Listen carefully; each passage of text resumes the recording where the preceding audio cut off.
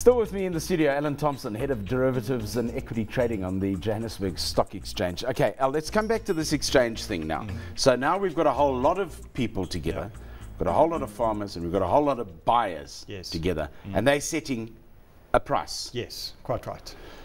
So instead of you saying to your buddy, how about buying my pineapples for $1 million? Yeah. We now all electronic, and you put your price up on a machine. And you put your price up and you say, I got pineapples to sell, this is my price. And somebody else will put a price up and say, I got pineapples, what you were doing selling, I'm a buyer of pineapples. And he will put up a price. Right. And everybody in the market can see your price and his price. And everybody knows the pineapples that we're talking about, exactly the same quantity, the same quality, for this delivery for the same date. The only thing that changes is the price. Okay. And then the guy who bids the highest and the guy who offers the lowest, when those two match, then we have a deal. And it could be with anyone. And what the exchange does is the exchange guarantees delivery from the one guy to the other. So if you're unable to fulfill your commitments, you do a runner to Brazil, you decide the beer is nicer in Brazil, and you've got some overheads here in South Africa you want to take care of, and you do a runner there, the mechanism that the exchange puts in place makes sure that the contract that you entered into is in fact honored. Is honored. Yes. Geez, that's a risk for an exchange then. The exchange has what we call a clearing house, and we take risk mitigation. Now we're starting to use the big jargon, the big words, but the exchange, through their clearing partners, we mitigate that risk. And very simply, all we do is we say to you, give us some money just to make us feel a little bit better. So if you do a runner to Brazil, you leave that deposit here with us. So we ask you for a deposit up front. Okay, now let's go back to me, not the pineapple farmer, but me, the oak, who is sitting at home, and I'm looking at these derivatives, and I'm thinking maybe I should get involved here. How can I? How do I buy a derivative? It's actually very easy. I mean, you contact a broker on the JSE, and if you go into the JSE's website, there's a list of the derivatives brokers, and either the SAFEX tab, you'll see SAFEX, or the agricultural commodities, or in fact the currencies. So let me just quickly what you can buy. You can buy a range of shares, you can buy a range of indices, so the top 40 being the most common. You can buy currency, dollar, pound, sterling. You can buy or sell corn, wheat, maize, soya, gold. You can do gold, oil, platinum, and silver. So there's a wide range of tools there that a prospective investor, speculator, hedger can go and play with. Why should I be in derivatives? Let me come back to a very important. Derivatives are a wonderful risk mitigation tool. So they mitigate your risk, and we'll come back to that a little bit later on. But three reasons. The one is risk mitigation. So if we've been talking about your pineapples. The second one is investing. They can be a very useful investing tool. And the third one is speculation, pure speculation. And I just want to quickly touch on an interesting fact. With derivatives, it's as easy to sell a derivative as it is to buy it. So if you think of the underlying share market, you can't just go and sell, as Jeremy Mansfield, you can't sell Anglo-American. But what happens if you think the price of Anglo-American is outrageously high? There's nothing much you can do about it. You just sit on the sideline and say, well, it's too high, I'm not buying it. With a derivative, you can actually sell it before you've ever bought it. So you can go short. Now we come into that technology. Now explain that to me. How the hell do you sell something that you haven't even bought yet? Because you're going to buy it back later on. So now why is this quite exciting? So wait, hang on. So I'm saying to you, I'll give you 50 cents for your share, which is trading at 60 cents at the moment, and I think that's overvalued. And I'm saying that because I hope that in 3 weeks' time your share price is going to drop to 10, 20 cents, whatever. Anything less than that.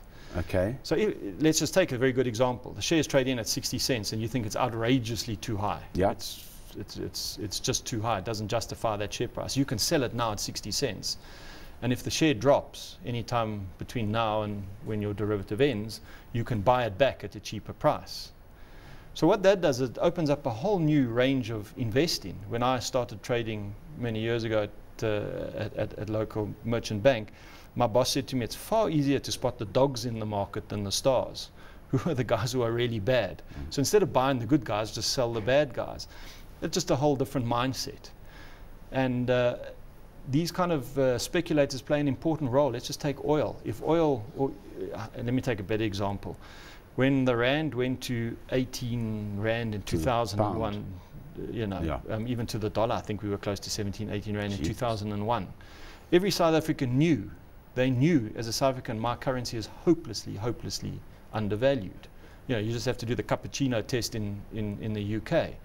So what does a currency future allow you to do? It allows you to buy rand and sell the dollar. So you can sell dollars and buy rand.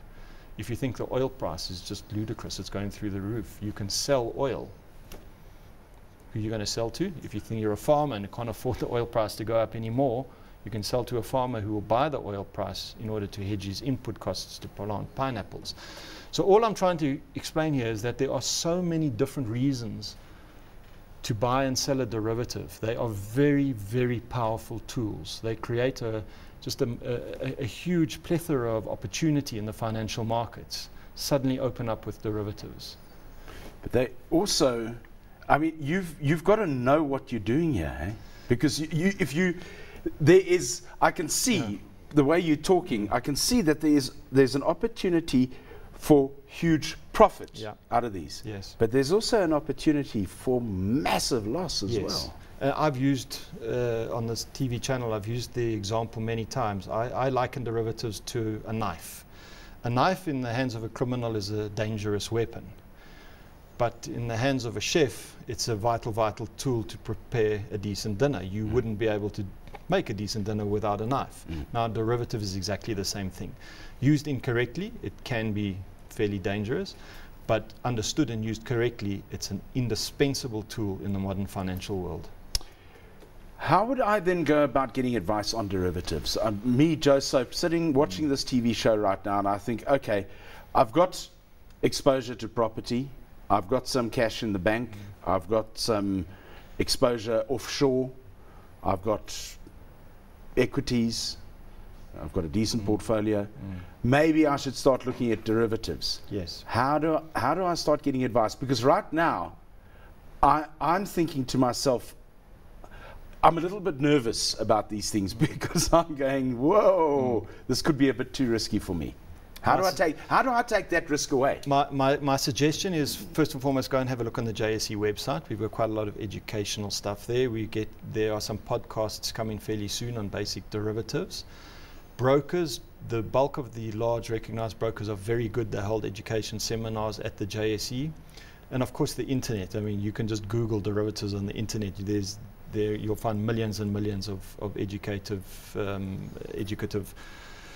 sites there. So there's not a shortage of educative stuff on derivatives. The problem is, you know, you can always take the horse to water, you can't make him drink. A lot of people say, I want to learn about derivatives, but I want to be force-fed.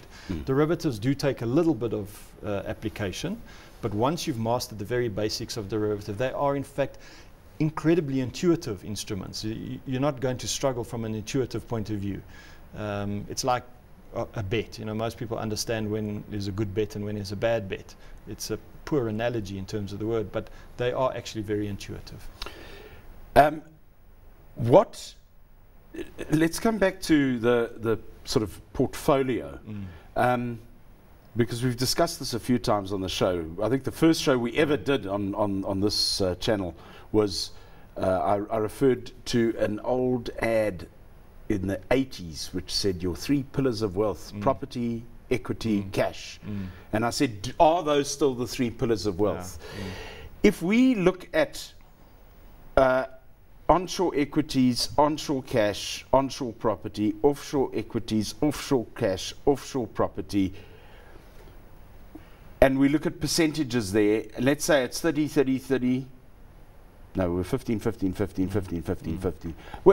Where does derivatives fit in? What sort of percentage? If I've got R1 million in properties, cash and equities, onshore and offshore, how much of that should I be putting into derivatives? None. Oh, okay. Right, well, there we go. Thank you very much for being with us this evening. Don't put any money into derivatives. The answer there is derivatives themselves should not be seen as an asset class. So you don't want to say, I've got so much in property and so much in derivatives and so much in equities. Okay. Derivatives overlay all of those asset classes. So you would still stick to your normal portfolio diversification.